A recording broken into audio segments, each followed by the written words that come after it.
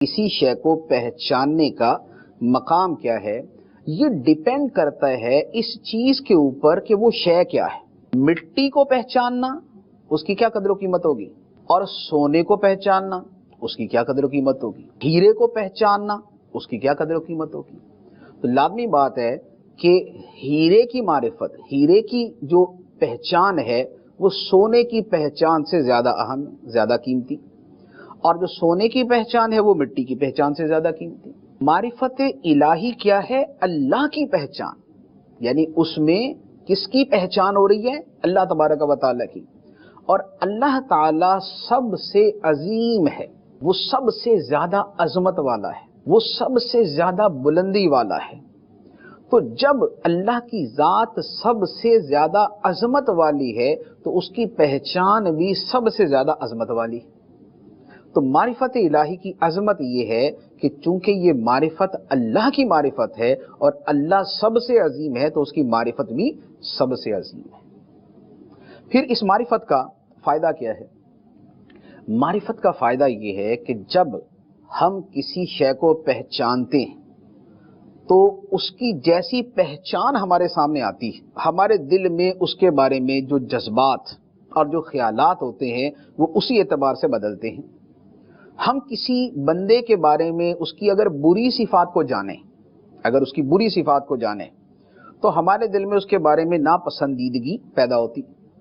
लेकिन एक बंदा हमारे सामने आता है, अभी हमारा उसके बारे में कोई ख्याल नहीं है, लेकिन दूसरा बंदा आके हमें तारुफ करवाता है कि जनाब ये जो आपके सामने बैठे हुए हैं ये इस जमाने के सबसे बड़े आलिम हैं।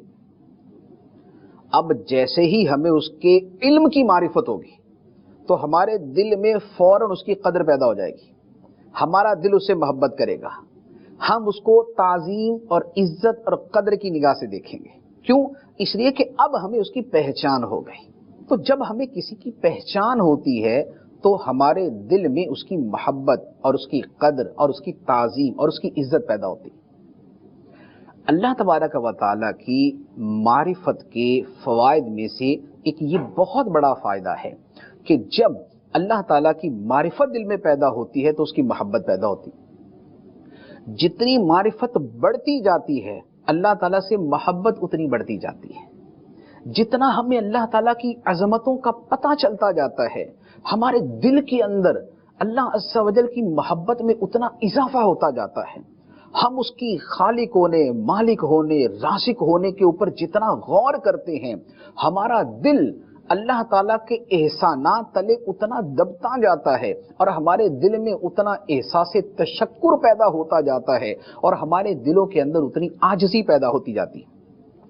खुदा के जितने एहसानात हम पे वाज़े होते हैं, एक नॉर्मली तो हमारा अकीदा है कि हमारे ऊपर हर नेमत अल्लाह ताला की तरफ से, लेकिन उन नेमतों की ज़रा डिटेल हमारे सामने आती है तो हमारे दिल के अंदर अल्लाह ताला का शुक्र अदा करने का जज्बा पैदा होता है। इसी तरह अल्लाह ताला की अजमत पर वैसे तो हमारा ईमान है कि सबसे अजीम ज़ात अल्लाह की है, अल्लाहु अकबर, अल्लाह सबसे बड़ा है, अल्लाहु आज़म, अल्लाह सबसे ज़्यादा अजमत वाला है, अल्लाहु आला, अल्लाह सबसे बुलंदो बाला है, अल्लाहु अजल, अल्लाह ताला सबसे ज्यादा जलीलुल कद्र है, जलालत वाला, शान वाला है, जुल जलाली वल इकराम, वो जलाल वाला है, वो इकराम वाला है, हमारा ईमान है।